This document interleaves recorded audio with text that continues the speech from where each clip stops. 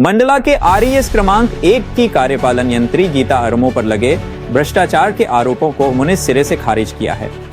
गीता आरमो का कहना है कि शिकायतकर्ता ने गलत शिकायत की है।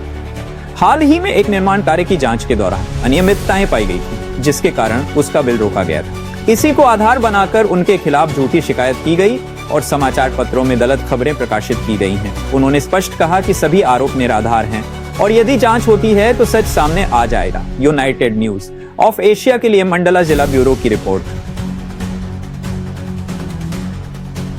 देखिए, ये जो है ये सब मनगढ़ंत बातें रहती हैं।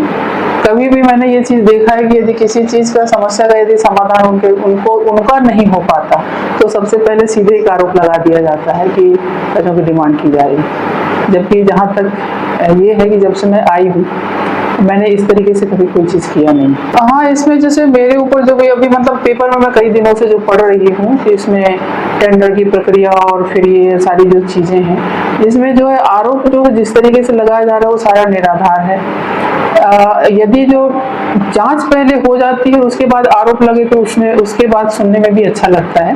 जैसे टेंडर की प्रक्रिया के बारे में भी कहा गया है कि मतलब ये अपने हिसाब से करें, जबकि सारे टेंडर की प्रक्रिया जो है 20 लाख तक के काम जो होते हैं उसकी टेंडर की प्रक्रिया ई के पास में पावर है। बाकी उसके ऊपर के जितने भी जो टेंडर हैं वो एसी के थ्रू लगते हैं, तो ये जबलपुर सर्किल ऑफिस से लगाए जाते हैं। तो सारे जो काम है वो नियम के अनुसार ही हो रहे हैं और नियम के विरुद्ध कोई भी काम नहीं हो रहा है। लेकिन इस तरीके से जो आरोप लगा रहे हैं ये टोटली पूरा सब गलत है। अब मैं किसी व्यक्ति विशेष का नाम तो नहीं ले सकती हूँ, लेकिन अभी कुछ दिनों पहले जो है मैंने एक कुछ जांच किया था और जब मैं जांच करी थी उसके बाद मुझे जो चीज़ सुनने को मिली थी, जो बोला गया था, मेरे को लगता है ये उसी का परिणाम है कि जो मुझे इस तरीके से मतलब एक क्या कहना चाहिए भ्रष्टाचार और ये और वो इस तरीके जो आरोप लगा के बेवजह जो है परेशान किया जा रहा है। कुछ काम ऐसे थे जो मतलब एक्सपर्ट साइट कंडीशन सही तरीके से हुए नहीं थे, इसलिए जो है उनके पेमेंट क्या उसमें जो है हम उन्हें अपना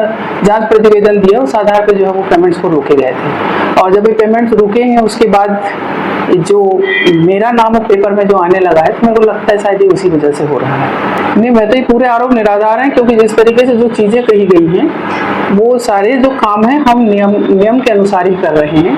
कोई भी ऐसा चीज़ नहीं होता है कि जिसमें जैसे कहा जा रहा है कि लोगों को बुला के हम यहाँ पे टेबल टेंडर और ये सारी चीज़ें कराते हैं। हम अपने वरिष्ठ अधिकारियों से पूरी अनुमति और सारी चीज़ों की प्रक्रिया करने के बाद ही आगे की हमारी कार्रवाई होती है।